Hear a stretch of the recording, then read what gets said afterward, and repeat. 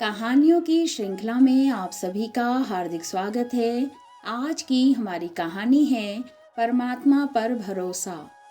एक राजा था, उसका एक मंत्री था जिसका नाम जय सिंह था। वह बहुत बुद्धिमान और समझदार था।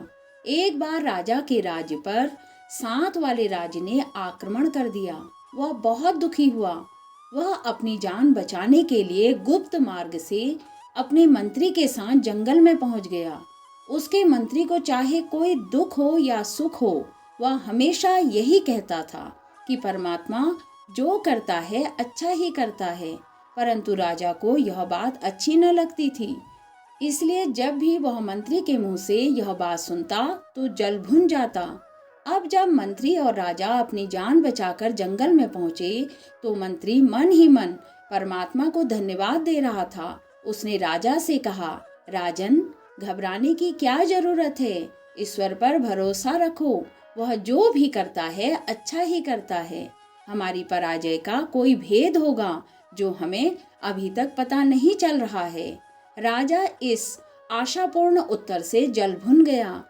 उसने मंत्री से कहा, तुम्हारा परमात्मा कितना निर्दयी है। उसने मेरा राजपाट, ताज, तख्त सभी कुछ मुझसे छीन लिया।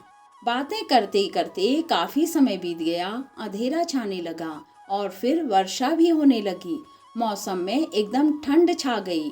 उन्हें सर्दी पीड़ा दे रही थी। उन्होंने आग जलाई, परंतु बौछार के साथ ही वह भी बुझ गई।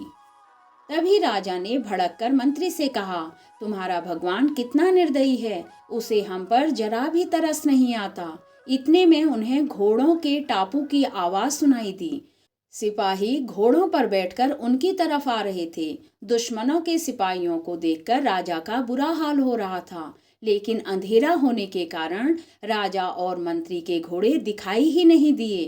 तभी उनमें से एक ने कहा, जल्दी ढूंढो, वह यहीं कहीं छुपे होंगे। दूसरे ने कहा, जल्दी करो, कल उन दोनों को फांसी दे दी जाएगी और हमें बहुत सारा इनाम मिलेगा। लेकिन वे सैनिक राजा और मंत्री को न ढूंढ सके और अपना सा मुंह लेकर वापस चले गए। इस तरह राजा और मंत्री की जान बच गई। तभी मंत्री ने राजा से कहा, महाराज, अब तो आपको ईश्वर पर भरोसा हो गया होगा कि परमात्मा जो भी करता है अच्छा ही करता है। यदि भगवान की कृपा से वर्षा न होती तो सिपाही आग की रोशनी में हमें ढूंढ लेते और कल हमें फांसी हो जाती। अब राजा अपने समझदार भक्त मंत्री की बातें सुनकर बहुत प्रभावित हुआ। अब उसे परमात्मा पर विश्वास हो गया। उधर उसके राज्य में अचानक प्राकृतिक आपदाएं आई। राजमहल में बैठा दुश्मन राजा महल के मलबे में ही दबकर मर गया। चारों ओर हाहाकार मच गई। उधर मंत्री और राजा दोबारा अपने राज्य में चले गए। बिना लड़े ही उन्हें अपना राज्य पुनः प्राप्त हो गया।